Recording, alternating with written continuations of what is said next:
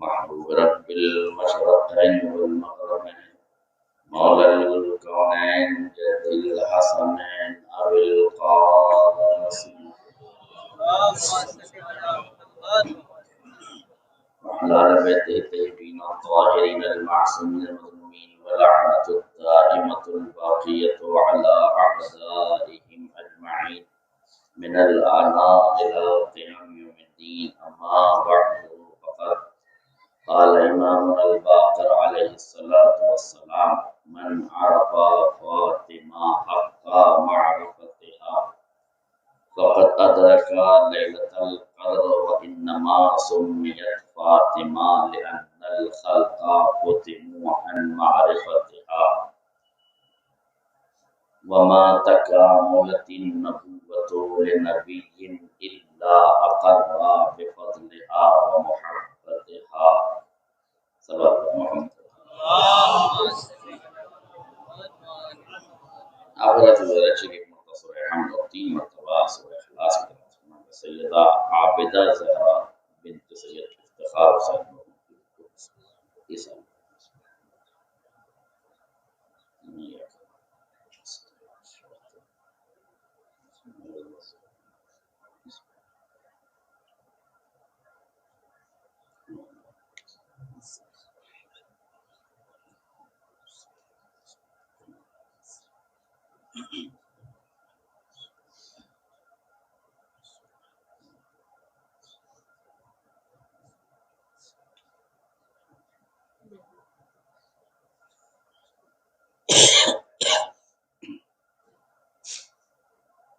حضرات کرام بزرگان ملت، دوستان عزیز اور میں اعلان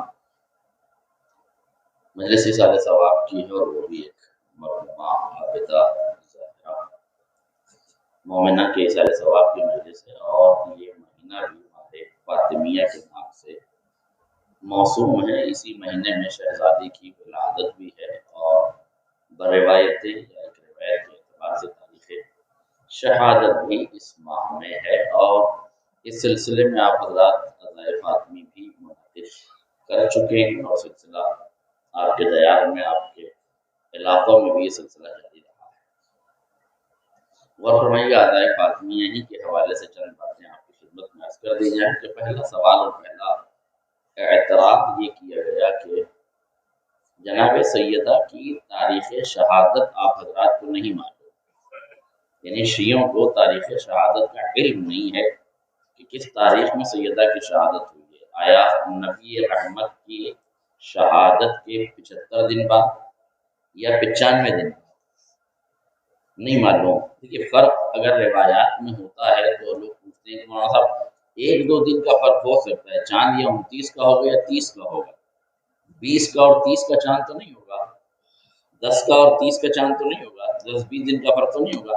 تو روایت میں جو 75 دن ہے اور 95 دن ہے، اس فرق کو 20 دن کا اکٹھا فرق ہے۔ بات سمجھ میں نہیں آتی کہ یہ 20 دن کا فرق حضرات کیسے مینیج کرے گا۔ ایک روایت کہتی ہے 75 دن، تو دوسری کہتی 76 دن، 77 دن، یا کہتی 74 دن، 73 دن، یا جو 95 دن کی روایت ہے وہ کہتی 96 دن، 97 دن، یا پیچھے آ کے کہتی 94 دن، 93 دن۔ ایک روایت کے آس پاس کی تاریخیں ہوتی تو بات سمجھ میں آتی ہے، لیکن اتنا اختلاف کیسے ہے؟ غور فرمائیے گا۔ دیکھیے، اگر میں ہندی سماج میں پڑھتا تو مجھے یہ سمجھانا مشکل ہوتا، لیکن آپ حضرات اردو داں ہیں، اردو جانتے ہیں، عربی پڑھے ہوئے ہیں، سیلواڑہ کا باشعور اور عالمانہ مجمع میرے سامنے تشریف فرما ہے، اس لیے میں آسانی سے ان کو سمجھا سکتا ہوں۔ لیکن 2 لفظ ہیں جو روایات میں استعمال ہوئے، ایک ہے 70 اور ایک ہے 90۔ حالت رفع، حالت نصب و جر میں 70 اور 90۔ 70 کے معنی ہے 70 اور 90 کے معنی ہے 90۔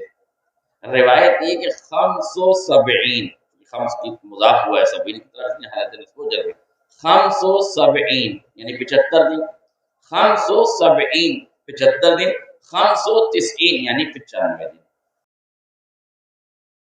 زمانے میں جب عربی زبان لکھا کرتے تھے تو نہ الفاظ پر اعراب لگاتے تھے، نہ کسی حرف پر کوئی نقطہ رکھا کرتے تھے، اور سیاق کلام سے بات کو لوگ سمجھ لیا کرتے تھے۔ اس لیے اگر لفظ 70 اور 90 سے آپ نقطے ہٹا دیجئے تو یہ پتہ ہی نہیں چلے گا کہ یہ لفظ کس معنی میں لکھا ہوا ہے۔ آج میرا جملہ واضح ہو جائے، یہ کس معنی میں لکھا ہوا ہے یہ پتہ نہیں چلے گا۔ اس لیے جو لفظ لکھا ہوا تھا اسے کسی راوی نے 70 پڑھا تو 75 دن کہا، کسی راوی نے 90 پڑھا تو 95 دن کہا۔ اصلیے کسی نے خمس کو حذف کر دیا، فقط 70 پڑھا تو اس نے 70 دن کہا، کسی نے وہاں سے بھی خمس کو حذف کر دیا تو 90 کہا تو 90 دن کہا۔ 4 روایتیں اب ہو گئی، 70 دن، 75 دن، 90 دن اور 95 دن۔ ایک روایت ہے 40 یومن، یعنی شہادت پیغمبر کے بعد سیدہ عالمیان 40 دن زندہ رہے، تو اب 5 روایتیں ہو گئی نا، 40 دن، 70 دن، 75 دن، 90 دن اور 95 دن۔ بہت توجہ رکھیے گا۔ اب امت پوچھ رہی ہے کہ حضور یہ تاریخ شہادت صدیقہ طاہرہ کو چھپایا کیوں گیا، بتایا کیوں نہیں گیا؟ جب ذات ایک ہے تو تاریخ بھی ایک ہونی چاہیے، جب شہادت ایک ہے تو تاریخ بھی ایک ہونی چاہیے۔ امت مسلمہ نے یہیں پر ایک خطا ظاہر کی ہے، اسے پتہ ہی نہیں کہ نگاہ قدرت میں جو اشیاء باعظمت ہوتی ہیں انہیں حجاب غیب عظمت میں رکھا جاتا ہے، انہیں حجاب عظمت میں رکھا جاتا ہے۔ اس لیے سیدہ کی تاریخ شہادت کو محفوظ کیا گیا۔ امت مسلمہ کہے گی حضور یہ عقیدتوں کی باتیں ہیں جو آپ پڑھ رہے ہیں، اس کا حقیقتوں سے کوئی تعلق نہیں ہے۔ تو امت مسلمہ کو سمجھانے کے لیے اس عقیدت سے حقیقت کا سفر کر لیا جائے۔ میں نے کہا آپ نے حدیث نہیں سنی، ہمارے اور آپ کے 5ویں امام محمد باقر علیہ السلام فرماتے ہیں، فرماتے من عرف فاطمہ حق معرفتها، جس نے سیدہ کی معرفت حقیقی معنوں میں حاصل کر لی، فقط ادرک لیلۃ القدر، اس نے لیلۃ القدر کا ادراک کر دیا، مجھے امت مسلمہ توجہ رکھیے، مجھے امت مسلمہ یہ بتائے کہ لیلۃ القدر کون سی رات ہے؟ صلوات پڑھیں محمد علیہ آیت لیلۃ القدر کون سی رات ہے؟ شب قدر کون سی رات ہے؟ میں نے امت مسلمہ سے پوچھا کہ مجھے شب قدر بتایا جائے، توجہ کیجیے گا، لیلۃ القدر بتایا جائے۔ انہوں نے کہا حضور 5 قول ہیں، کون سی رات ہے یہ نہیں معلوم۔ کسی نے کہا شب 17 ہے، کسی نے کہا شب 19 ہے، کسی نے کہا شب 21 ہے، کسی نے کہا شب 23 ہے، کسی نے کہا شب 27 ہے۔ میں نے کہا عجیب ہو مسلمانوں، رات ایک ہے، اقوال 5 ہیں، تم یہ کیوں نہیں بتاتے؟ کہ حضور جب یہ رات باعظمت ہے تو قدرت نے حجاب عظمت میں سنبھال کے رکھا ہے۔ میں نے کہا اگر ایک رات باعظمت ہو تو چھپانے کے لائق ہے، تو اگر ایک ذات باعظمت ہو تو بہرحال اسے بھی حجاب عظمت میں رکھا جاتا ہے، حجاب غیبت میں اسے محفوظ رکھا جاتا ہے۔ اور معصوم پھر فرماتے ہیں کہ جس نے سیدہ کی معرفت حاصل کی، انما سمیت فاطمہ لأن الخلق فتموا عن معرفتها، اور فاطمہ کو فاطمہ اس لیے کہا گیا ہے کہ مخلوقات خدا کو ان کی معرفت سے بعید رکھا گیا ہے، یعنی عقل انسانی میں اتنی طاقت نہیں ہے کہ زہرا کے قدموں کی خاک کی فضیلت کا ادراک کر سکے، عظمت سیدہ کو سمجھ سکے۔ پھر آپ کہیں گے صاحب یہ کیسے ممکن ہے کہ سیدہ کی معرفت ہی نہیں ہو سکتی؟ انا انزلناہ فی لیلۃ القدر وما ادراک ما لیلۃ القدر، قرآن کہہ رہا ہے کہ تمہیں کیا پتا لیلۃ القدر کیا ہے؟ جب تم ایک رات کی عظمت نہیں جانتے تو ایک ذات کی عظمت کیا جانو گے؟ ایک صلوات پڑھیں محمد علیہ۔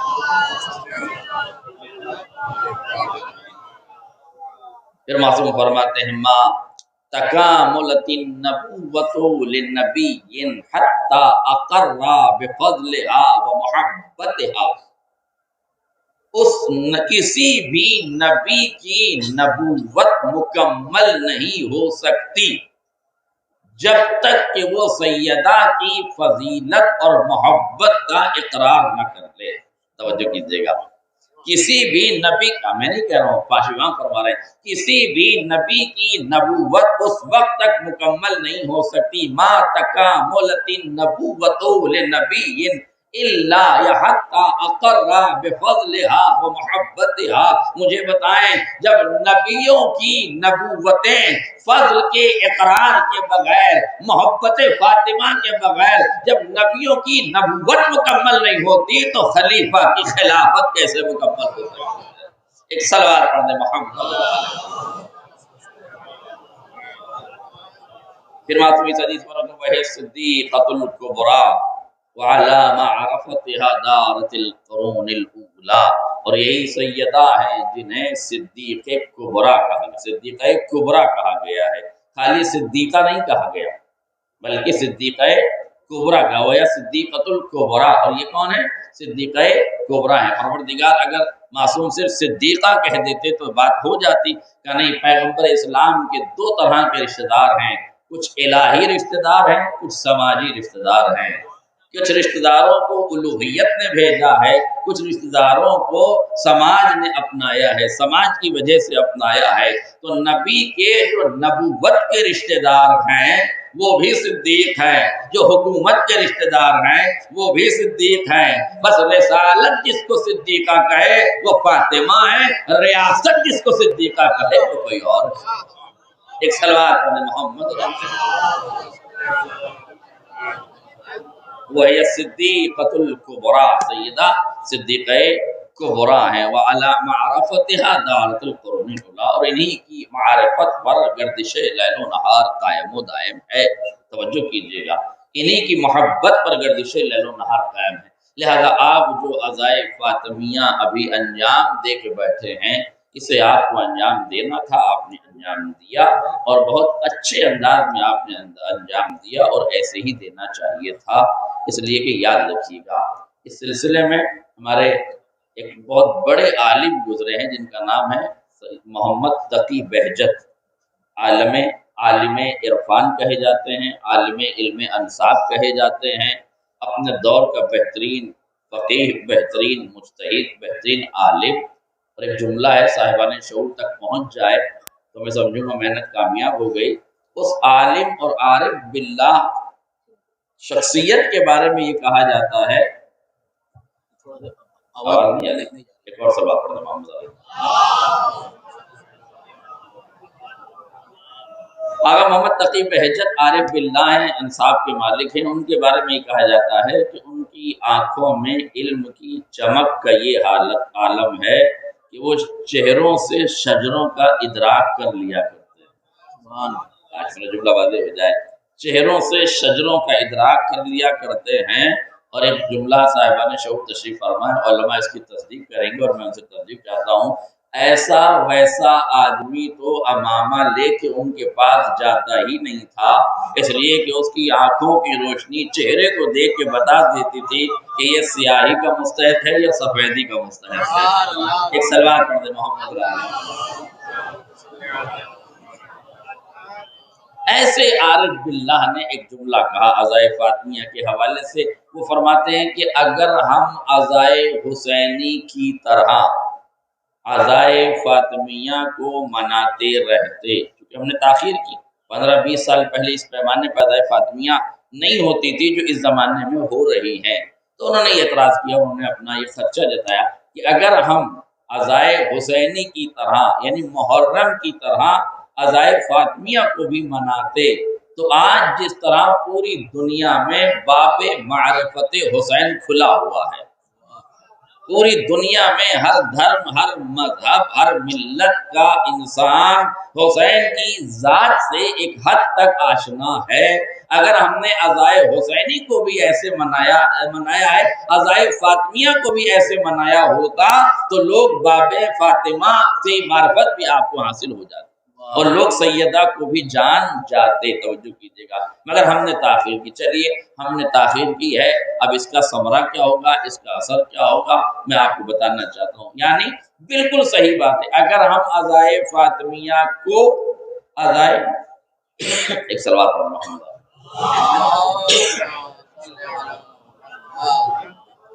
اگر ہم عزائے فاطمیہ کو عزائے حسینی کی طرح مناتے رہتے تو آج کوئی سچا پکا اچھا مسلمان جس طرح حسین کے قاتلوں کے نام پر اپنی اولاد کا نام نہیں رکھتا،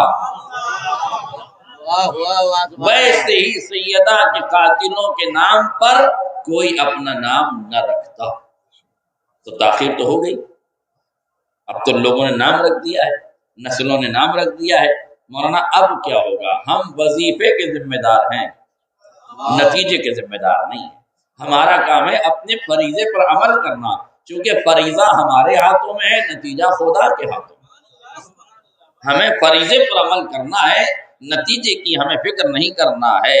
ہم کو ہمارا کام یہ ہے، ہماری ذمہ داری یہ ہے کہ ہم ذکر سیدہ کرتے رہیں۔ نتیجہ کیا ہوگا وہ آپ بعد میں دیکھیں گے، اور خدا کے ہاتھ پہ چھوڑ دیجئے نتیجہ کیا ہوگا۔ لیکن یاد رکھیے گا، اگر لوگوں نے نسلوں کا نام قاتلان فاطمہ کے نام پہ رکھ دیا ہے تو اب کیا ہوگا؟ کسی اور ملک میں پڑھتا تو مجھے سمجھانا مشکل ہوتا، مگر ملک عزیز کی رائج وقت کی سیاست نے ہمیں یہ بتا دیا کہ جب تمہارے ہاتھوں میں طاقت آ جائے تو ضرورت کے اعتبار سے علاقوں کے نام بدل دینا۔ میرا جملہ واضح ہو جائے، ضرورت کے اعتبار سے علاقوں کے نام بدل دینا۔ ہم دنیا کو یہی کہہ رہے ہیں، تم ذکر فاطمہ کرتے رہو، جب باب معرفت فاطمہ کھلے گا، عقیدوں کا شعور بیدار ہوگا، تو آج علاقوں کے نام بدلے ہیں، کل نسلوں کے نام بدل جائے۔ ایک صلوات محمد۔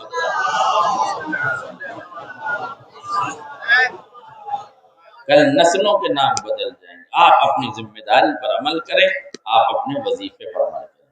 اور آپ کیا سمجھتے ہیں کہ آپ کے وظیفے پر عمل کرنے سے کام ہو نہیں رہا ہے؟ ملک عزیز کی محبت کی فضاؤں میں آپ کو دکھائی نہیں دے رہا ہے، مگر پڑوسی ملک میں جائیے تو تعصب و تنگ نظری کی آندیاں اس قدر چل رہی ہیں کہ وہاں آپ کو محسوس ہوگا ابھی 1 سال پہلے ایک نوحے پر پرتبند لگایا گیا تھا، لعنت بر دشمن زہرا، یہ نوحہ نہیں پڑھا جائے گا۔ سوال یہ ہے حکومت سے کہ اس نوحے میں کس کے باپ کا نام ہے، کس کے قبیلے کا نام ہے، کس کے شجرے کا نام ہے؟ نہ ہم نے حسب بتایا، نہ ہم نے نسب بتایا، نہ ہم نے قوم بتائی، نہ ہم نے قبیلہ بتایا، ہم نے تو ایک مصرع دیا ہے۔ لیکن یاد رکھیے گا، کبھی کبھی مصرے مکھڑوں کو واضح کر دیتے ہیں، کبھی کبھی مصرع مکھڑے کو واضح کر دیتا ہے، کبھی کبھی دشمنی کا یہ مصرع لوگوں کو بتا رہا ہے۔ لعنت پر دشمن زہرا کے نوحے پر پابندی یہ بتا رہی ہے کہ کہیں نہ کہیں حکومت کے شجرے قاتلوں کے شجروں سے مل رہے ہیں۔ ایک صلوات محمد۔ لہذا آپ اپنے وظیفے کے ذمہ دار۔ اب سوال یہ ہو رہا ہے، آج کل مولانا صاحب مجلسیں بہت ہو رہی ہیں، عزائے فاطمی کی مجلسیں بہت ہو رہی ہیں۔ پہلے تو 1 تاریخ میں کسی میں شہادت پہ مجلس ہو جاتی تھی، اب خمسہ ہو رہا ہے، پھر عشرہ ہو رہا ہے، پھر جو ہے وہ 15 مجلسیں، کہیں 20 مجلسیں، اور کہیں کہیں تو پورے مہینے بھر میں۔ اور عزائے فاطمی کو آپ نے اتنا طولانی کر دیا ہے کہ مجلسیں اتنی ہو گئی کہ اب بات سمجھ میں نہیں آ رہی کہ آخر اتنی مجلسوں کی کیا ضرورت ہے۔ لیکن کبھی کبھی لوگ ہوتے ادھر کے ہیں، باتیں ادھر کی کرتے ہیں، پتہ نہیں ان کو کیا مزہ آتا، کھاتے اس تھالی میں ہیں، گاتے اس علاقے کی ہیں۔ پریشانی یہ ہے کہ رہتے اس علاقے میں ہیں، کھاتے اس دسترخوان پر ہیں، اسی کو نمک حرامی شاید کہتے ہیں نا۔ اور آپ کو یاد آ رہا ہے کہ نہیں، یہ اعتراض سے ملتا جلتا کوئی اعتراض یاد آ رہا ہے؟ یہی اعتراض جو آج عزائے فاطمیہ پر ہو رہا ہے، کل سیدہ کے رونے پر ہو رہا تھا۔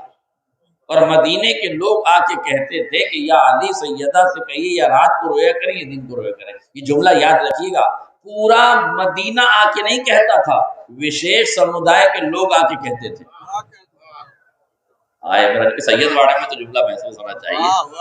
وشیش سمودائے کے لوگ آ کے علی سے کہتے تھے یا علی سیدہ کو کہیں یا دن میں رویا کریں یا رات میں رویا کریں، سیدہ کے رونے سے ہمارا کاروبار حیات معطل ہوتا ہے۔ مجھے یہ بتائیے کہ مظلوم کی رونے سے نیند کس کی حرام ہوتی ہے؟ مظلوم کے گریہ کناں ہونے سے کس کی نیند حرام ہوتی؟ میں ایک مثال دیتا ہوں آپ کو. ایک بہت بڑے ذاکر خطیب گزرے ہیں پاکستان کے، بلکہ اگر پاکستان کے لب و لہجے میں علامہ بھی کہہ دوں تو کوئی برا نہیں ہوگا. علامہ اظہر حسنین زیدی اچھے خطیب اور بہترین اپنے دور کے خطیب. وہ پڑھا کرتے تھے، وہ کہتے تھے کہ ایک گاؤں میں ایک ضعیفہ رہتی تھی. اس ضعیفہ کا ایک بیٹا تھا. بیٹا بہت سمجھدار تھا، پڑھا لکھا تھا، علم دوست تھا، باشعور تھا، بافضیلت تھا، بابصیرت تھا.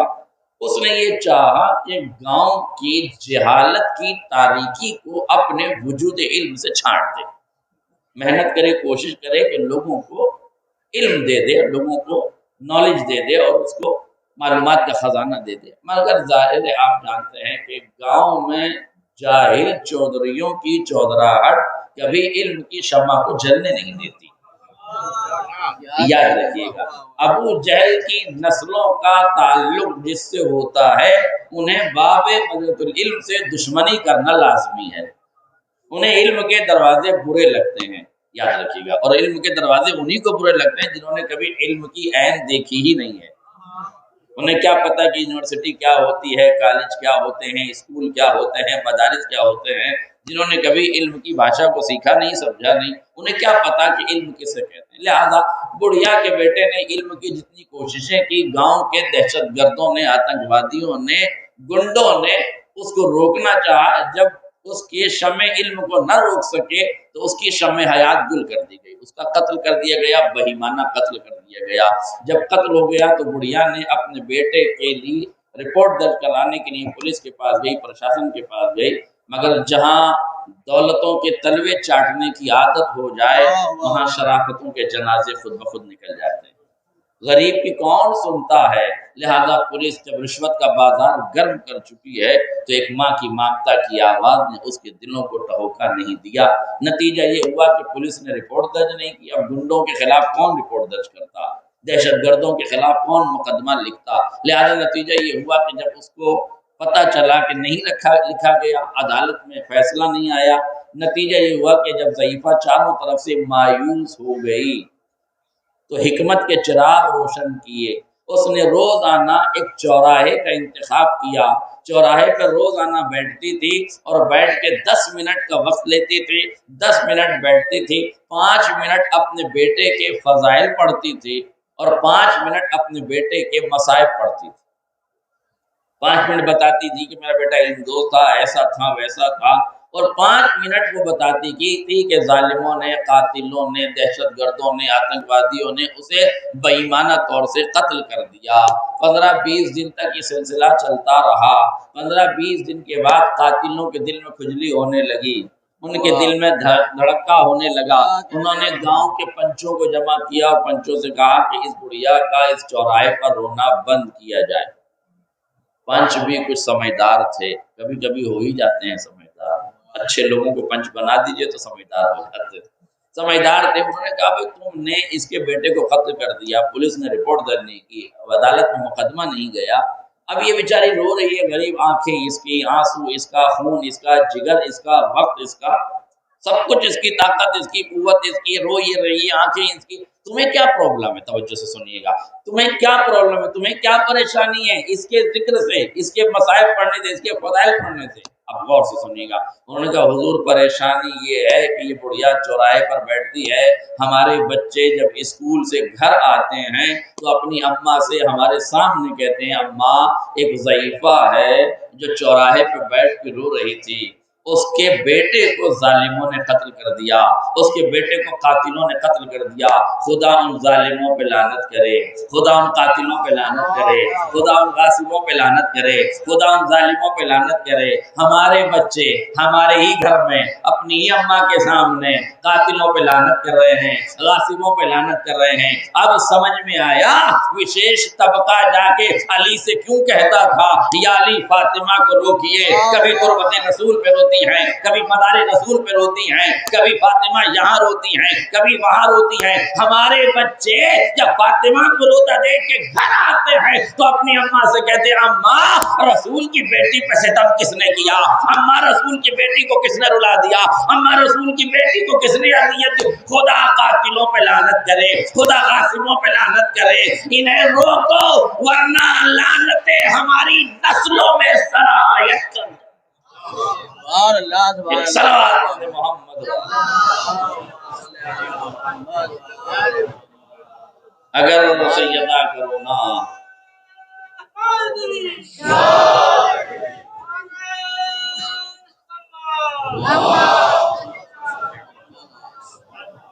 لہذا آپ وظیفے کے ذمہ دار ہیں، آپ اپنا کام کیجئے، انشاءاللہ اس کا اثر ہوگا۔ آپ عزائے فاطمیہ مناتے ہیں، مناتے رہیے، نتائج ہوں گے۔ یا کہ آپ پریشان نہ ہو، آپ جلوس لے کے نکلتے ہیں وہاں فائدہ کیا ہوگا، آپ یا حسین کہہ کے نکلتے ہیں فائدہ کیا ہوگا، رات بھر آپ کے شب بیداریاں ہوتی ہیں، جلوس نکلتے ہیں، سڑکوں سے جلوس نکلتے ہیں، آپ نے رجسٹرڈ کروا رکھے ہیں اپنے جلوس، آج پوچھتا ہے مسلمان ہم سے کیا فائدہ ہوگا اس کا، کیا فائدہ ہوگا اس کا؟ میں بتاتا ہوں آپ کو فائدہ۔ اس علاقے میں فائدے بتانے کا مسئلہ نہیں ہے، آپ فائدوں کا مسئلہ سمجھیں۔ پاکستان کے کسی علاقے میں امام حسین کا جلوس نکلتا تھا، برسوں سے نکل رہا تھا، لوگ دیکھ رہے تھے، کوئی ان کو آپتی نہیں تھی۔ ایک بار وہاں کے لوگوں نے کہا کہ ہمارے یہاں سے امام حسین کا یہ تعزیہ والا جلوس نہیں نکلے گا۔ بھئی کیوں نکلے گا؟ اب تک تو نکلتا تھا۔ کہ دیکھیں یاد رکھیے، جب سعودیہ کی حرام دولت حلق سے اتر جائے تو حسین ہضم نہیں ہوتا۔ امام حسین لوگوں سے پھر ہضم نہیں ہوتے۔ کہنے لگے کہ صاحب یہ تو جلوس نکلتا ہے، ہم نکلنے نہیں دیں گے۔ پولیس میں کمپلین کی گئی، آفیسر آیا، FIR درج ہوئی، شیعوں کو بلایا کہ بھئی انہوں نے منع کیا ہے۔ اچھا یہ بھی ایک بات یاد رکھیے گا، امام حسین کے جلوس کے نکلنے میں شری واسطو جی کو واستو میں کوئی پریشانی نہیں ہے۔ اگر آپ لفظوں کی قدر کرنا جانتے ہیں تو کر لیجیے گا۔ مجھے معلوم ہے سردی ہو رہی ہے، ہاتھ باندھ کے رکھیے، منہ تو کھل سکتا ہے۔ ہاں غور کیجیے گا، شری واسطو جی کو واستو میں کوئی پریشانی نہیں ہے، شرما جی کو کوئی شرمندگی کا احساس نہیں ہے، ماتھر جی کے ماتھے پہ کوئی پسینہ نہیں آتا، ڈیوڈ کو بھی برا نہیں لگتا، یہ کمبخت عبدل کو بہت برا لگتا ہے، صرف عبدل کو برا لگتا ہے، یہ نہیں چاہتا کہ تو عبدل کی ٹیم نے آ کے کیس کر دیا کہ یہاں سے جلوس نہیں نکلے گا، یہاں سے جلوس نہیں نکلے گا۔ شیعوں کو بلایا گیا، شیعوں سے کہا بھائی انہوں نے منع کر دیا، کہا صاحب ہمارے سامنے جو ہے وہ فریق مقابل کو بلایا جائے، پارٹی اگینسٹ پارٹی کو ہمارے سامنے لائے، اپوزیشن کو لایا جائے، سامنے کون ہے؟ اپوزیشن صاحب نے پوچھا وہ بتاؤ ہم اس علاقے سے یا حسین کہہ کے گزرتے ہیں، شربت ہم پلاتے ہیں، کھانا ہم کھلاتے ہیں، گزرتے وقت نہ کوئی جملے بازی ہوتی ہے، نہ کوئی تبرے بازی ہوتی ہے، نہ کوئی چیٹا کشی ہوتی ہے، نہ کسی قبیلے کا نام ہوتا ہے، نہ کسی خاندان کا نام ہوتا ہے، نہ کوئی لعنت ملامت ہوتی ہے، ہم تو چپ چاپ جلوس ادا ہوئے حسین لے کے یا حسین کہہ کے گزر جاتے ہیں۔ تمہیں کیا پرابلم ہے اس یا حسین کی لفظ سے؟ حسین نواسے رسول ہیں، حسین فرزند فاطمہ اور علی ہیں، حسین کائنات کی عظیم ترین شخصیت ہیں، آپ کو ان کے جلوس سے کیا آپتی ہے؟ ان کا جلوس کیوں نہیں نکلنے دیتے؟ آفیسرز نے کہا بھائی بتاؤ تم کیوں نہیں نکلنے دیتے؟ کچھ دیر کی خاموشی کے بعد، توجہ سے جملہ سنیے گا، کچھ دیر کی بات، ایک دیر کی خاموشی کے بعد انہوں نے کہا کہ حضور والا بات ایسی ہے، یہ تو لمحوں میں یا حسین کہہ کے گزر جاتے ہیں، ہمارے بچے اس یا حسین کو یاد کر لیتے ہیں، یہ تو ایک لمحے میں گزرتے ہیں، وہ سال بھر گھر میں یا حسین یا حسین یا حسین کہتے ہیں۔ تم وظیفے پہ عمل کرو، لمحوں میں گزر جاؤ، نسلوں میں سرایت کرنا حسین کی آواز کو اللہ کی ذمہ داری۔ ایک صلوات پڑھنے محمد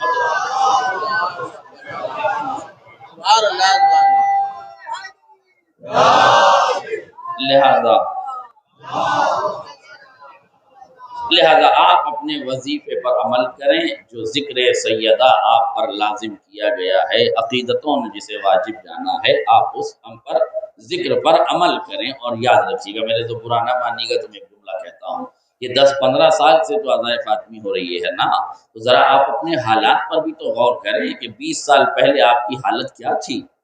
آپ غربتوں کی دہلیز پر پڑے ہوئے تھے، بے معرفتی کے اندھیروں میں ڈوبے ہوئے تھے، نابلدی تمہارا دامن تھامے ہوئے تھی، علم کے اندھیروں، علم کے اجالوں کے بجائے جہالت کے اندھیروں میں ٹامک ٹوئیاں لگا رہے تھے۔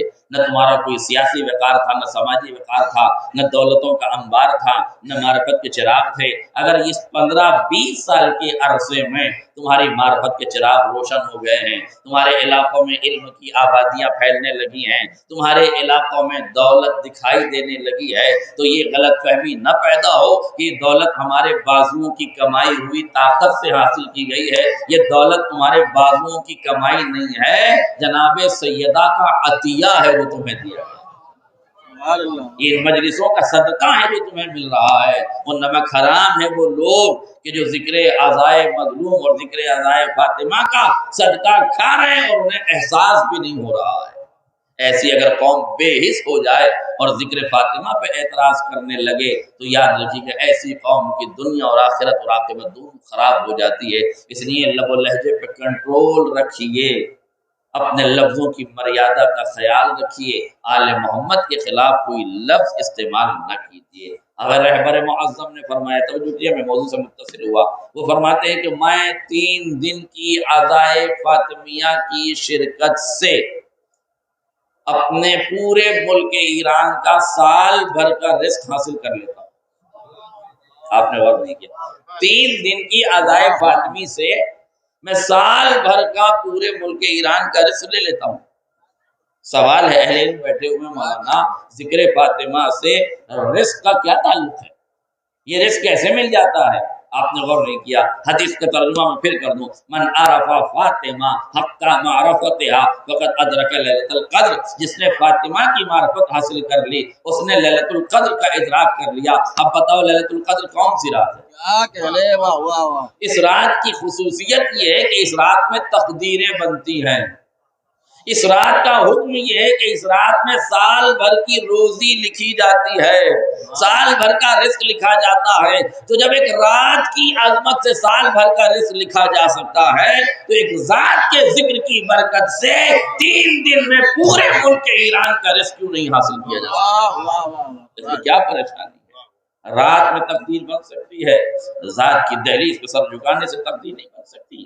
کیوں نہیں بن سکتی؟ یاد رکھیے گا، اگر رات میں اتنی فضیلت ہے تو ذات فاطمہ اس سے کہیں زیادہ بافضیلت ہے۔ اور شیعوں کو اب سوچ لینا چاہیے، ملت اسلامیہ کو تقدیریں بنانے کے لیے فقط ایک رات ملی ہے، مگر ملت تشیع کو تقدیر بنانے کے لیے 2 چیزیں ملی ہیں، ایک رات ملی ہے شب قدر کی، ایک ذات ملی ہے فاطمہ زہرا۔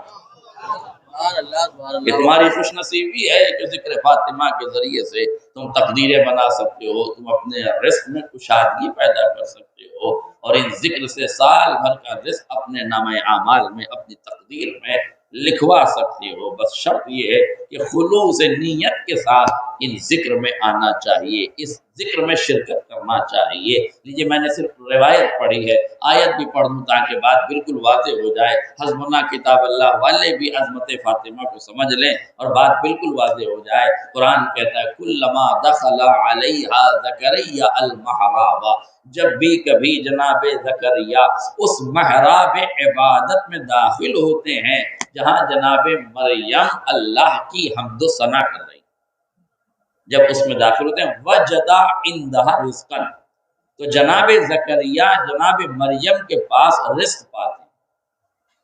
مفسرین نے لکھا رزق سے مراد ہے بے موسم کے پھل، کھانے پینے کی چیزیں۔ توجہ کیجیے گا، کیا پاتے ہیں؟ کھانے پینے کی چیزیں کہاں پاتے ہیں؟ جناب مریم کے مصلی عبادت پر۔ تو جناب زکریا بحکم خدا گویا ہوئے، اور قرآن نے اس بات کو اپنے دامن میں جگہ دی۔ جناب مریم، جناب زکریا نے فرمایا قال یا مریم انا لک ھذا، اے مریم یہ کھانا کہاں سے آیا؟ تم باہر گئی نہیں، باہر سے کوئی اندر لے کے آیا نہیں، یہ کہاں سے آیا؟ انا لک ھذا قالت ہوا من عند اللہ، تو جناب مریم نے فرمایا کہ یہ رزق اللہ کے یہاں سے آیا ہے۔ ان اللہ یرزق من یشاء بغیر حساب، اور اللہ جسے چاہتا ہے بے حساب رزق دیتا ہے۔ پیغمبر نے فرمایا واللہ ہیا مریم الکبریٰ، قسم خدا کی فاطمہ مریم کبریٰ ہے۔ تو جب مریم کے مصلے پر کھانے پینے کی چیزیں آ سکتی ہیں تو فاطمہ جو مریم کبریٰ ہیں ان کے ذکر کے دسترخوان پر ہر طرح کا رزق آ سکتا ہے، ہر طرح کا رزق اس دہلیز پہ ملے گا۔ اب رزق کتنے طرح کے ہیں، بہت سے رزق ہوتے ہیں۔ اللہم ارزقنا توفیق الطاعہ و بعد المعصیہ، پروردگار ہمیں اطاعت کی توفیق کا رزق دے دے، ہمیں برائیوں سے دوری کا رزق دے دے۔ تو استقامت کا بھی رزق ہوتا ہے، معرفت کا بھی رزق ہوتا ہے، اطاعت کا بھی رزق ہوتا ہے، شعور کا بھی رزق ہوتا ہے، ضمیر کا رزق بھی ہوتا ہے، رزق اولاد بھی ہوتا ہے، رزق آل بھی ہوتا ہے، رزق مال بھی ہوتا ہے۔ اب تمہیں جو رزق چاہیے اس رزق کی نیت سے ذکر فاطمہ میں آ جانا، دامن مراد لے جانا، اور گھبرانا نہیں۔ یہ دروازہ وہ دروازہ ہے، یہ دہلیز وہ دہلیز ہے۔ اس دہلیز پر جو آیا، جس رزق کے لیے آیا، اس طرح کا رزق یہاں سے لے کر گیا۔ جارو کشی کرنے والی خاتون یہاں تعلیم قرآن سے آراستہ ہوتی ہے، جھاڑو دینے والا ملک یہاں امین بنایا جاتا ہے۔ اس دروازے پہ نبوتیں آتی ہیں، اب یہ قداستیں لے جاتی ہیں، رسالتیں آتی ہیں، رفتیں لے جاتی ہیں۔ عام بندوں، عام نبیوں، عام ملائک کی بات کیا ہے، کائنات کا افضل ترین رسول بھی اس دہلیز پر آتا ہے تو ذوق بدن محسوس کرے تو در فاطمہ سے رزق شفا پاتا ہے۔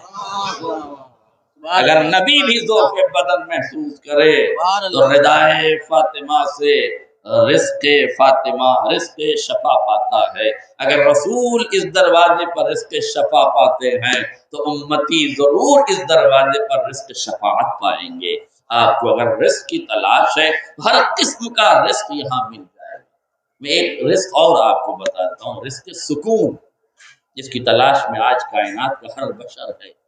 الا بذکر اللہ تطمئن القلوب، اگر ذکر الہی سے ہی تمہارے آگاہ ہو جاؤ، بذکر اللہ تطمئن القلوب، تمہارے قلوب کو اطمینان ملتا ہے ذکر خدا سے۔ توجہ کیجیے گا، ذکر فاطمہ سے تمہیں، ذکر خدا سے تمہیں اطمینان میسر ہوگا۔ لیکن جملہ ہے، ایک غور کیجیے گا، رزق میں آپ کو ذرا سی پریبھاشا سمجھا دو رزق کی، جوانوں کے لیے میسج بھی ہے۔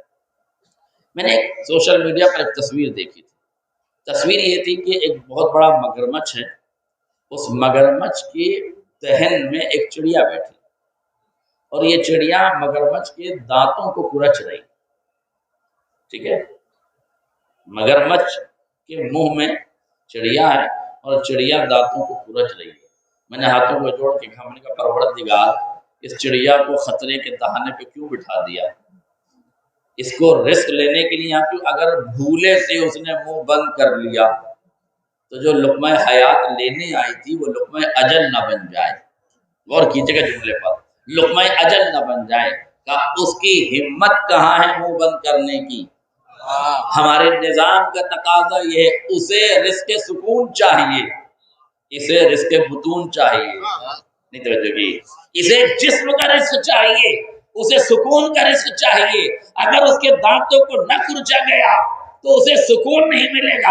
رزق سکون کا انتظام ہم نے کیا، اس چڑیا کو یہاں بٹھایا، اس کے پیٹ میں رزق ملے گا، اس کے وجود کو رزق ملے گا، یہ بند نہیں کر سکتا۔ میں نے کہا مالک جب اس کو رزق دینا ہی تھا چڑیا کو، اتنے خطروں میں کیوں رکھا؟ ایاک اعنی واسمع یا جان، ہم تمہیں یہی تو بتانا چاہتے ہیں، ہم نے چڑیا کو یہاں رکھ کے تمہاری آنکھیں کھولی ہیں، اور رزق ہمیشہ آسانیوں سے نہیں ملتا، کبھی خطروں کے دہانوں میں بھی بیٹھنا پڑتا ہے۔ کبھی رزق کے حصول کے لیے خطروں کے دہانوں میں بیٹھنا پڑتا ہے، تب جا کے رزق ملتا ہے۔ میں نے کہا پروردگار یہ خطرے کے دہانے میں بیٹھی ہے، یہ مگرمچھ سے ڈر کیوں نہیں رہی ہے؟ یہ ہماری ذات پہ توکل ہے۔ یاد رکھنا اگر تمہارا رزق بھی مگرمچھوں کے منہ میں چلا جائے تو مگرمچھ سے نہ ڈرنا، اپنے خدا پر اعتماد۔ میرا جملہ واضح ہو جاتا ہے. ایک صلوات محمد. لہذا رزق کے لیے پریشان ہونے کی ضرورت میرے عزیزوں نہیں ہے. رزق کا انتظام اس پروردگار نے کرنا ہے. لہذا ذکر فاطمہ کے ذریعے سے تمہیں رزق میسر ہوگا. ہم تمہیں خطروں کے دہانوں پر بٹھائیں گے تو تم ظالم سے ڈرنا نہیں، اس لیے کہ ہمارا نظام ہے کہ ہم تمہیں خطروں کے دہانوں پر بٹھا کر ہم رزق دینا چاہتے ہیں. اگر رزق میں کشادگی چاہتے ہو تو صرف اپنے خدا پر. لیکن ہماری سب سے بڑی پرابلم یہ ہے کہ ہم دعا نہیں کرتے ہیں تو ہمیں اپنی دعاؤں کی قبولیت کا اعتبار ہے. ہم ہر دروازے پہ دستک دے کے مانگنا فخر سمجھتے ہیں. اس کے دروازے پہ نہیں جاتے جو کہتا ہے لا تاخذہ سنۃ ولا نوم، جسے نہ نیند آتی ہے نہ اونگ آتی ہے، جس کا دروازہ ہمیشہ کھلا رہتا ہے. اس کے دروازے پہ ہم نہیں جاتے. ہر کس کے دروازے، ہر کس و ناکس کے دروازے پر جا رہے ہیں، خوشامد کر رہے ہیں. اس میں جملہ یاد رکھیے گا اور یہ میسج ہے آپ کے لیے. دعائیں طلب سے قبول نہیں ہوتی، دعائیں تڑپ سے قبول. سید واڑے کا مجمع ہے، اگر اس لفظ کو آپ نے ضائع کر دیا تو پھر میری نہیں سمجھ میں آتا کہ میں کیا پڑھوں. دعائیں طلب سے نہیں قبول ہوتی، دعائیں تڑپ سے قبول ہوتی. اگر مانگنا ہے دعا کرنے میں تو تڑپ پیدا کرو. اچھا آپ کو دلیل چاہیے، نحن ابناء الدلیل نمیل و حیثما یمین، ہم ابنائے دلیل ہیں. سید واڑے کا مجمع دلیل چاہتا ہے طلب میں تڑپ کیسے پیدا کی جائے. لیجیے سید واڑے کے مجمع کو میں دلیل دینے لگا ہوں. نادر شاہ درانی زیارت امیر المومنین کو جاتا ہے، کیا دیکھتا ہے کہ دروازے پہ کچھ اندھے ہیں جو بیٹھے ہوئے ہیں.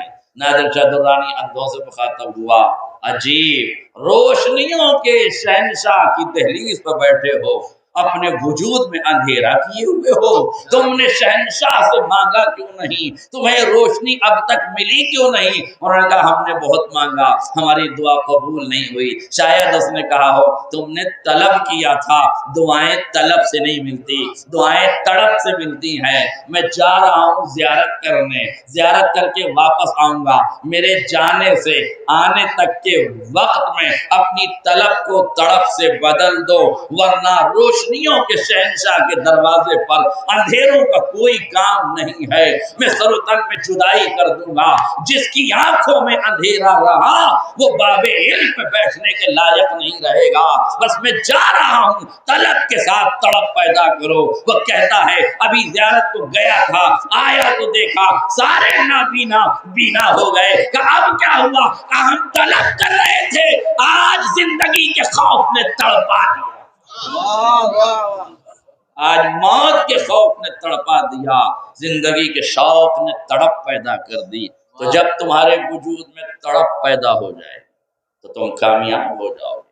طلب سے دعائیں نہیں ملتی ہے نا. جتنی تیزی سے دروازہ کھٹکھٹاؤ گے، روایت کے کہتے ہیں اتنی جلدی دروازہ کھولے گا. یہ کیوں تیزی سے دھڑبڑ بڑ دروازہ پڑا رہے ہیں، آپ کھٹکھٹا رہے ہیں، دق الباب کر رہے ہیں؟ کہا طلب جلدی چاہیے. تو اگر جلدی چاہیے تو طلب میں تڑپ پیدا.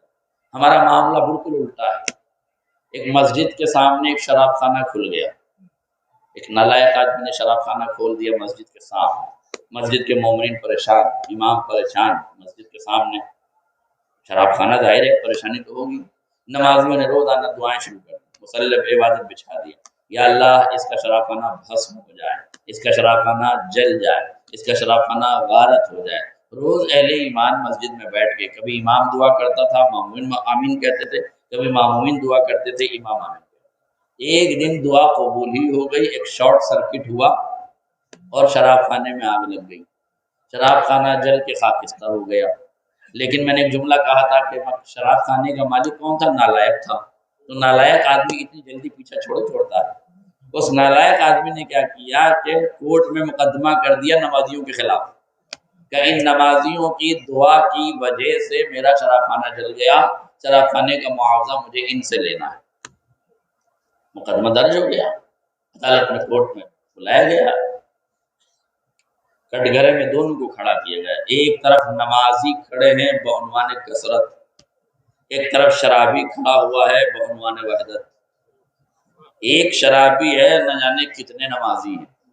نمازیوں سے پہلے شرابی سے پوچھا بھائی کیا معاملہ ہے؟ جج نے کہا حضور میری مسجد کے سامنے میرا شراب خانہ تھا، ان لوگوں نے بد دعا کی یا دعا کی، اللہ نے ان بندوں کی دعا قبول کر لی، میرا شراب خانہ جلا دیا، مجھے ان سے معاوضہ چاہیے. جج نے ان سے پوچھا بھائی تمہاری دعائیں قبول ہوئی ہیں؟ اب مومنین تھے، کہنے لگے حضور کہاں ہماری دعا قبول ہو رہی ہے، ایسے ہی شارٹ سرکٹ ہوا، جل گیا.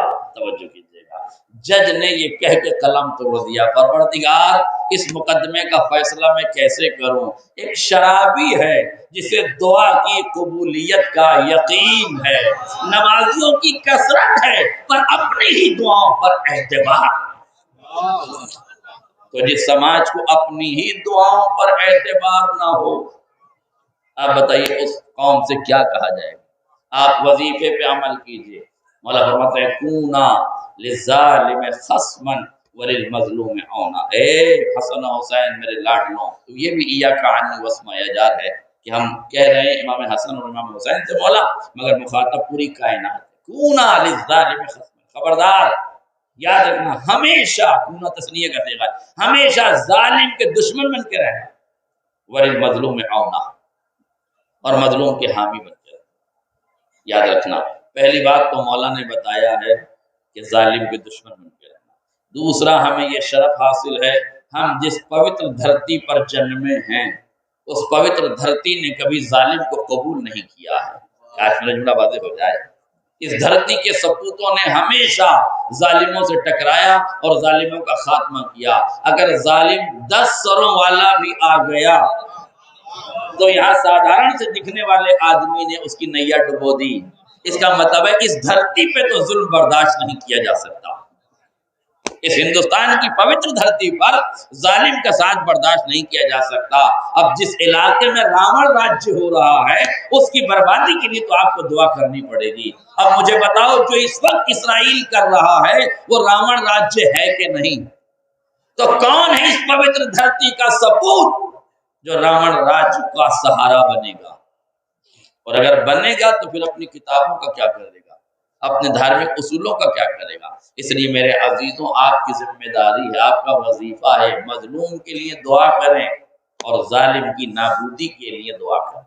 اور آپ دعا کریں ضرور اللہ قبول کرے گا. اس پوتر دھرتی نے ہمیں یہ بتایا ہے. آپ کو معلوم ہے فتویٰ ہے نا آپ کے مرجع کرام کا، فتاویٰ موجود ہے، بس میں نے ختم کی دعا.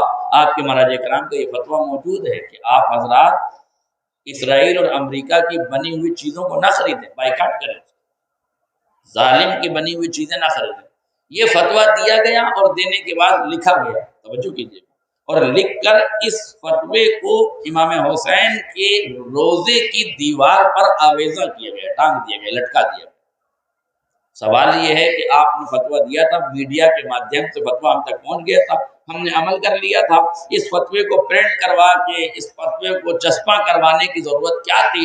روضہ امام حسین کی دیوار پر لگانے کی کیا ضرورت تھی؟ سلام ہو اس مرجعیت کی حکمت پر ہمارا جو پوری دنیا کو یہ پیغام دینا چاہتی ہے کہ ہر کامیاب انقلاب حسین کی دہلیز سے ہو کے گزرتا ہے. واہ واہ واہ واہ واہ، کیا کہہ رہے ہیں؟ ہر کامیاب انقلاب حسین کی دہلیز سے ہو کے گزرتا ہے. اس لیے فتویٰ لگایا گیا. آپ کی ذمہ داری ہے آپ فتوے پر عمل کریں. کیسے عمل کریں؟ کہ امریکہ اور اسرائیل کی چیزیں نہ خریدیں، بلکہ انہی چیزوں کو جن کو آپ نے بائیکاٹ کیا ہے وہی چیزیں آپ اپنے ملک کی بنی میں خریدیں. توجہ نہیں کی؟ انڈین گورنمنٹ نے جو بنائی ہے، انڈین کمپنی نے جو چیزیں بنائی ہیں وہ خریدی.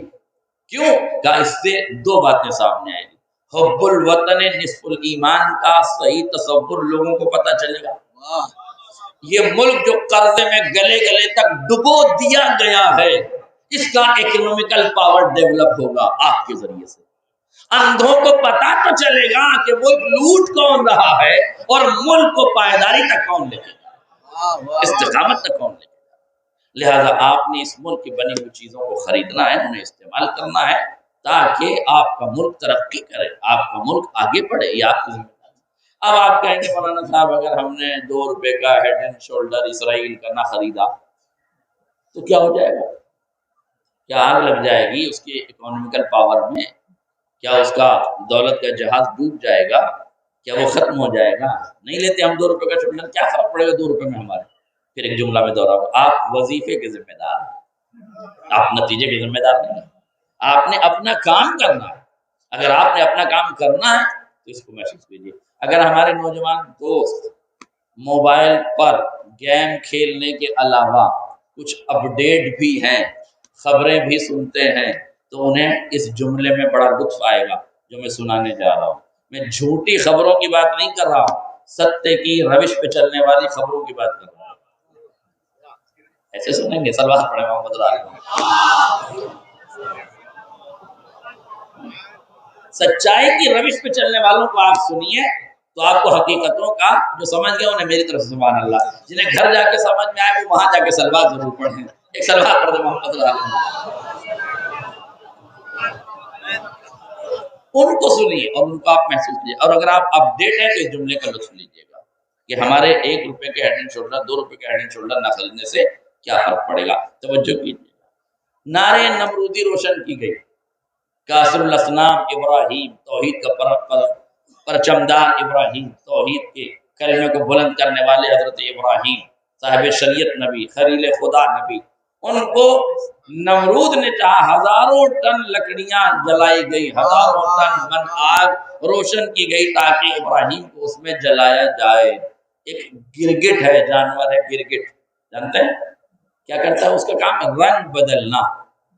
آئے میرا جملہ واضح ہو، رنگ بدلنا، اسے کہتے ہیں رنگ بدلنے والا۔ یہ اس آگ کے قریب بیٹھا ہوا پھونکے مار رہا تھا۔ کسی نے پوچھا گرگٹ کیا کر رہے ہو؟ کہا جو ظلم نے آگ بھڑکائی ہے اسے میں ہوا دے رہا ہوں، ہوا دے رہا ہوں۔ کتنا آگ میں گھی ڈالنے کا کام، تو گھی تو نہیں تھا اس کے پاس مگر پھونک تھی، پھونکوں سے اس کو آگ کو بھڑکا رہا تھا۔ آپ نے غور نہیں کیا، میں نے کہا اگر آپ اپڈیٹ ہے تو اس جملے کی قدر کریں گے۔ پھونک مار رہا تھا، پوچھا کیا کر رہے ہو؟ کہا ظلم نے جو آگ بھڑکائی ہے اسے مزید بھڑکا رہا ہوں۔ اب یہ دیکھو کہ جو فلسطین میں ظلم کی آگ اسرائیل جیسے نمرود نے بھڑکائی ہے ملت ابراہیمی کو جھونکنے کے لیے، یہ دیکھو سماج میں وہ گرگٹ کون ہے جو اپنا تیل بیچ بیچ کر اس آگ میں مزید بھڑکا رہا ہے۔ کون ہے جو اس آگ کو مزید بھڑکا رہا ہے؟ امت مسلمہ جس دن اس گرگٹ اور منافق سے آشنا ہو گئی وہ سچی مسلمان قوم بن جائے گی، جس دن انہیں یہ محسوس ہو گیا۔ میرے سے توجہ کیجیے، لہذا آپ نے وظیفہ عمل، آخری بات، آپ نے وظیفے کی ذمہ داری آپ کی ہے، آپ کی ذمہ داری نتیجے کی نہیں ہے۔ آپ یہ دیکھیے کہ وظیفہ کیا ہے آپ کی ذمہ داری کیا ہے، وہ آپ نے کرنا ہے۔ 2 روپے کے ہیڈ اینڈ شولڈر سے کیا ہوگا؟ کچھ نہیں ہوگا۔ آپ اگر وظیفے پہ عمل کریں تو آپ کی شمع اخلاص نہ جانے کتنی روشنی پیدا کرے گی۔ ما کان للہ، جو اللہ کے لیے ہوتا ہے اس میں نمو پیدا ہوتا ہے۔ یہی نعرے نمرودی بھڑک رہی ہے۔ ایک چھوٹی سی چڑیا ہے، سمندر کے قریب جاتی ہے، قطرے سے کم قطرہ چونچ میں پانی بھرتی ہے اور خطرے سے قریب آ کے اس پر انڈیل دیتی ہے۔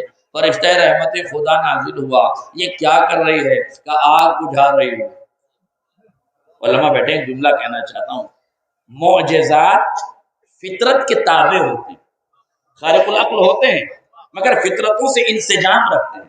قدرت نے ہر معجزے میں فطرت کے انسجام کو شامل کیا ہے۔ تو آگ کی فطرت ہے بجھ جانا، مگر اس کے لیے چاہیے پانی۔ اگر خدا چاہتا تو سمندروں کو حکم دیتا، وہ اس آگ کو بجھا دیتے، مگر قدرت نے سمندر کو حکم نہیں دیا۔ ایک چڑیا کی چونچ میں ایک قطرہ رکھا، میں کہوں گا یا نارو کونی، تم قطرہ ڈال دینا، دنیا کو پتا تو چلے کہ قطرہ اگر اخلاص عمل سے اتنا سا ہو تو سمندروں کی روانی پہ بھاری ہے، سمندروں کی روانی پہ قطرہ بھاری ہے۔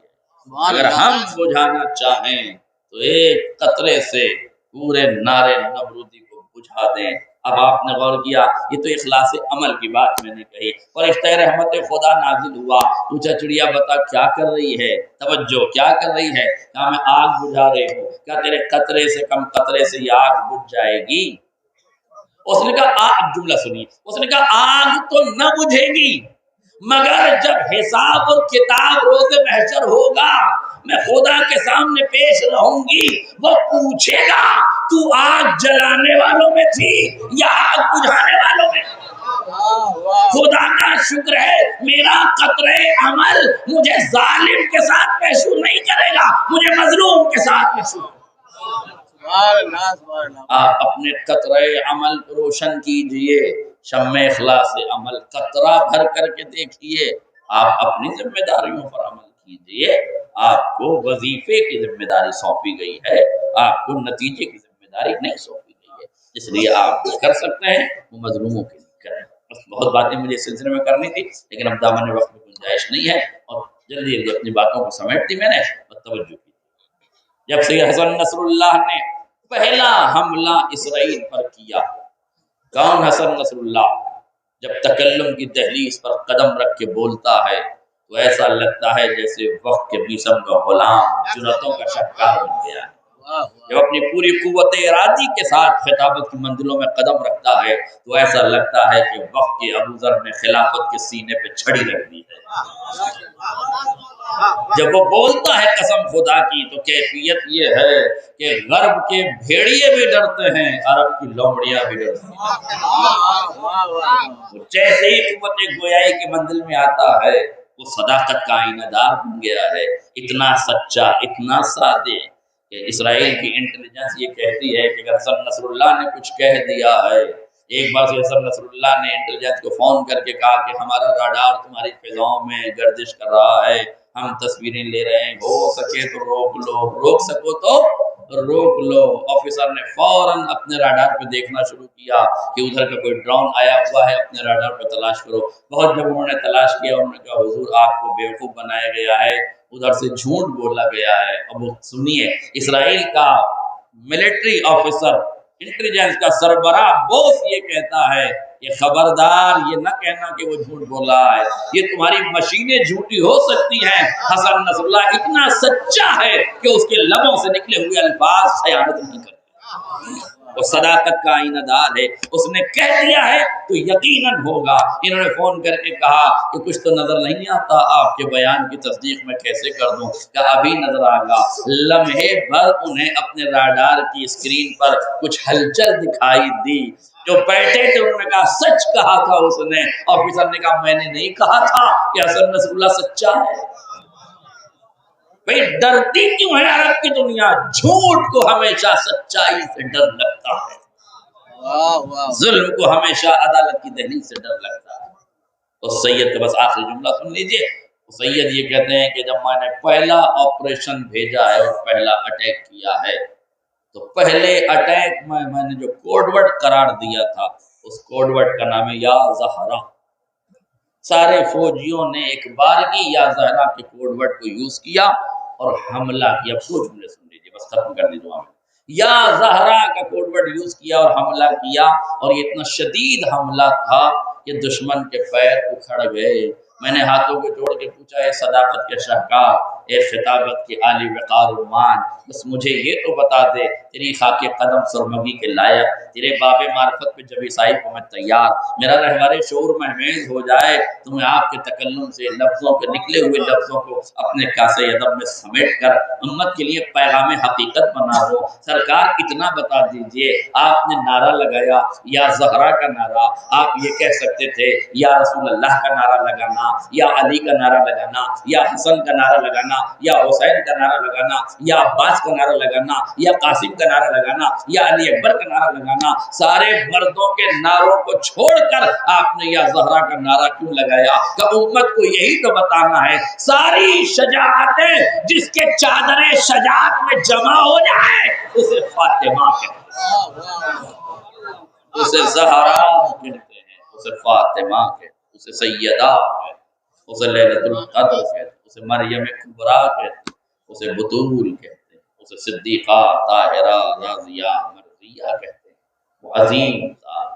اور جو لوگ، اب جملہ آخری سن لیجیے، میں نے ختم کر دیا، جو لوگ اس مشن میں شامل تھے جو جوان اس مشن میں شامل تھے، ان جوانوں میں سے ایک جوان کا بیان یہ ہے کہ جب ہم نے حملہ کیا تو دشمن کے پیر اکھڑ گئے تھے، مگر انہوں نے بھاگتے بھاگتے جو گولیاں چلائی تو ہمارے ہر جوان کی گولی، سب کے سب جوان جتنے بھی جس جگہ کھڑے ہوئے تھے، سب جوانوں کی گولیاں پہلو میں لگی، ہر جوان کی گولی پسلی میں لگی، پہلو میں لگی ہے۔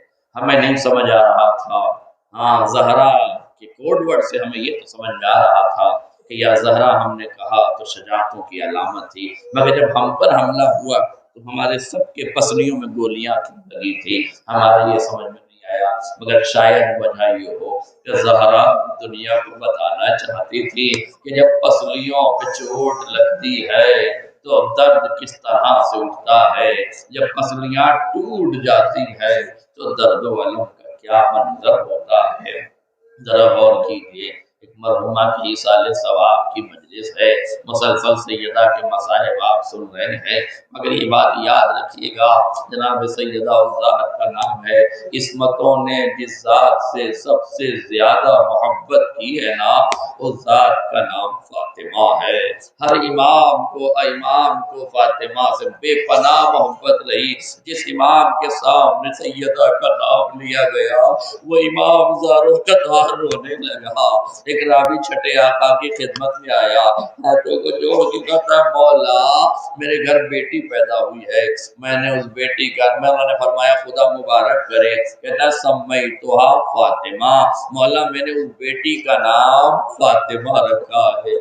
اتنا سننا تھا، میرے مولا نے نظریں جھکا لی، میرے چھٹے آقا نے نظریں جھکا لی، زاروں قطار نام فاطمہ سن کے میرا مولا رونے لگا، میرا مولا گریا گناہ ہوا، راوی نے ہاتھ جوڑے، وما یبکی کہ ابن رسول اللہ، اے اللہ کے رسول کے بیٹے تجھے کس شے نے رلا دیا، کیا میں نے کوئی غلطی کر دی، کیا مجھے نام فاطمہ نہیں رکھنا چاہیے تھا؟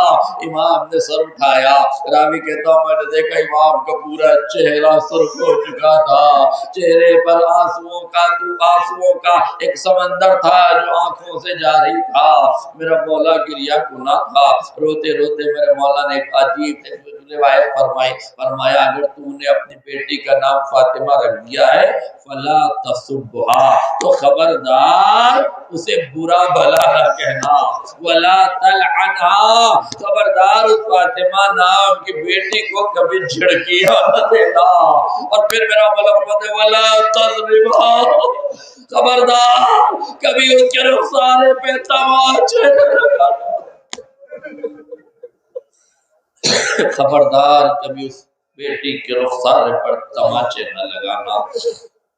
تمہیں نہیں معلوم کہ لفظ فاطمہ جب عصمتیں سنتی ہیں، جب معصومین سنتے ہیں فاطمہ کے نام نامی اسم گرامی کو تو ان کے جگر پہ کیا گزرتی ہے۔ آٹھویں آقا کی روایت میں ایک شخص امام رضا علیہ السلام کے روزے پہ جاتا ہے، روزانہ حاضری دیتا ہے، جالی تھامتا ہے، دعا کرتا ہے مولا آپ کو فاطمہ زہرا کی ٹوٹی ہوئی پسلیوں کا واسطہ ہماری دعا قبول کر لیجئے۔ ایک دن یہی دعا کی، دوسرے دن دعا کی، تیسرے دن پھر آیا شب میں کہتا ہے مولا آپ کو فاطمہ زہرا کی ٹوٹی ہوئی پسلیوں کا واسطہ، تیسرے دن جا کے جب بستر استراحت پہ سویا ہے نا، اب کیا دیکھتا ہے امام رضا خواب میں آئے ہیں، کیا حالت ہے میرے مولا کی، سر پر خاک ڈلی ہوئی ہے، آنکھوں سے آنسوؤں کا سیلاب جاری ہے، اشک رواں ہے میرے مولا کے، کہتا میں جلدی سے اٹھا، ہاتھوں کو جوڑا مولا کس چیز نے آپ کو رلا دیا؟ امام نے فرمایا تیری دعا نے مجھے رلا دیا، ہاتھوں کو جوڑ کے کہتا مولا مجھے معاف کر دیجئے، میں تو اپنی حاجتیں مانگ رہا تھا، میں نے کیسے رلا دیا؟ کہا تو نے ایک جملہ کہا آپ کو فاطمہ زہرا کی ٹوٹی ہوئی پسلیوں کا واسطہ، ارے تمہیں کیا معلوم جب ہماری جد ماجدہ کی پسلیاں ٹوٹی تھی ان پر کیا گزری، تمہیں کیا معلوم کہ جب سیدہ کی پسلیاں شکستہ ہوئی تھی، ایک لفظ ہے میرے عزیزوں اگر میں سمجھا سکا آپ کو تو سمجھے، بس آخری فکرے ہیں انشاءاللہ۔ جناب سیدہ کی پسلیاں ٹوٹ گئی تھی، یہ بار بار پڑھا جاتا ہے، شکستہ ہوا پہلو، ٹوٹ گئی پسلیاں ٹوٹ گئی، لیکن حقیقت یہ ہے کہ یہ دونوں لفظ جناب سیدہ کے مصائب کی مکمل تعبیر نہیں ہے، اس لیے کہ لفظ جو روایت میں استعمال کیا ہے حضرت محقق اصفہانی نے، علامہ کمپانی کا ایک مرثیہ ہے پورا، اس مرثیے کا ایک مصرع یہ ہے: اذ رضا تلک العزل الزکیہ، جب دروازہ سیدہ کے پہلو پہ گرا نا تو سیدہ کی پسلیاں اذ رضا تلک العزل الزکیہ، وہ پسلیاں چکنا چور ہو گئی۔ دیکھیں لفظ دو استعمال ہوتے ہیں عربی زبان میں، ایک لفظ انکسرا جس کے معنی ہے ہڈی کا ٹوٹ جانا، ایک لفظ ہے رضا، رے اور ضاد، رضا اس کے معنی ہے ہڈی کا چورا چورا ہو جانا، ہڈیوں کا چکنا چور ہو جانا۔ فاطمہ کی پسلیاں ٹوٹی نہیں تھی، سیدہ کی پسلیاں ٹوٹ نہیں گئی تھی، اس رضا تلک العزل الزکیہ، سیدہ کی پسلیاں چکنا چور ہو گئی تھی۔ رضیت اللہ مثلہ رضیہ، اور یہ ایک ایسی مصیبت ہے جس سے بڑی کوئی مصیبت نہیں۔ جزاکم ربکم خیر الجزا۔ دیکھیں روایت کا فقرہ یہ ہے، رضا کا لفظ مقاتل میں 3 جگہ پر ملتا ہے۔ پہلی جگہ رضا کی وہ ہے جہاں سیدہ کی پسلیاں ٹوٹی، دوسری جگہ روایت میں یہ ہے کہ جب دشمن نے علی اکبر کے سینے پہ حملہ کیا تو مالک بن انس نے پوری قوت و طاقت کے ساتھ برچھی کے پھل کو علی اکبر کی طرف روانہ کیا۔ تاریخ کہتی ہے علی اکبر کے سینے کی ہڈیاں ٹوٹ گئی، چکنا چور ہو گئی، اور برچھی کا پھل کلیجے میں جا کے پیوست ہو گیا۔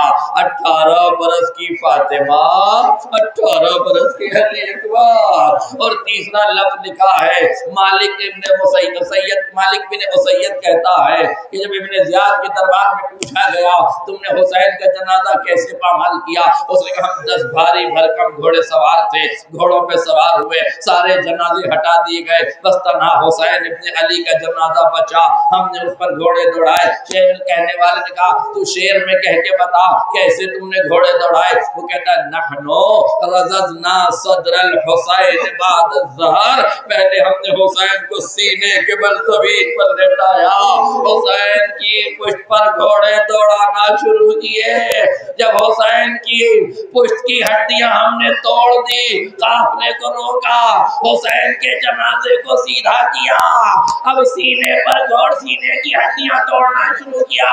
امام زمانہ فرماتے سلام اس جد مظلوم پر جسے گھوڑوں کی ٹانگوں سے اس طرح پامال کیا کہ داہنی پسلیاں بائیں جانب آ گئی، بائیں پسلیاں دائیں جانب آ گئی۔ ارے فاطمہ زہرا کی کمائی کربلا میں لہولہان ہو گئی، کل یعقوب شدید الاسار، وہ کہتے ہیں ہم نے اس طرح سے گھوڑے دوڑائے کہ جیسے چکی کے 2 پارٹوں میں گیہوں کا دانہ پیس دیا جاتا ہے، ویسے ہم نے حسین کے جسم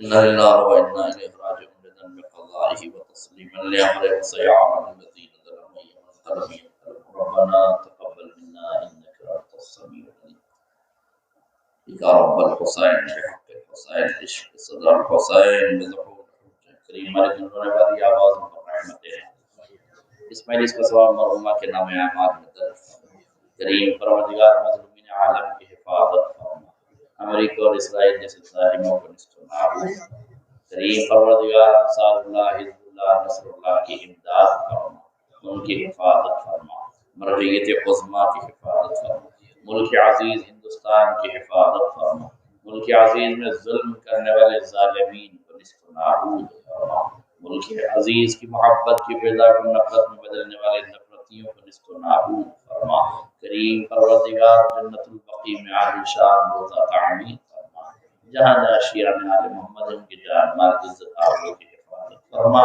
کریم مالک واسطہ محمد آل محمد کا اور امتحان نہ لے، یوسف زہرا امام زمانہ کے ظہور میں تعجیل فرما، ہمیں ان کے انصار آرام فرد آپ رسول اللہ شیخ مرتبہ حمد 3 مرتبہ سورہ اخلاص خلاص فرما کہ مرحومہ سیدہ عابدہ زہرا بنت سید افتخار حسین مرحوم کی ذکر کی ساتھ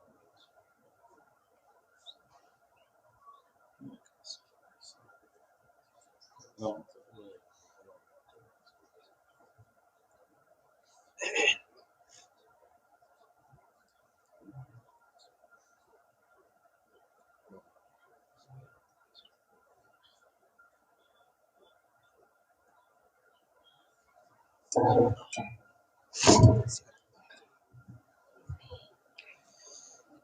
الله عليك يا أبا عبد الله وعلى الأرواح التي حلت بفنائك. عليك مني سلام الله أبدا ما بقيت وبقي الليل والنهار ولا جعله الله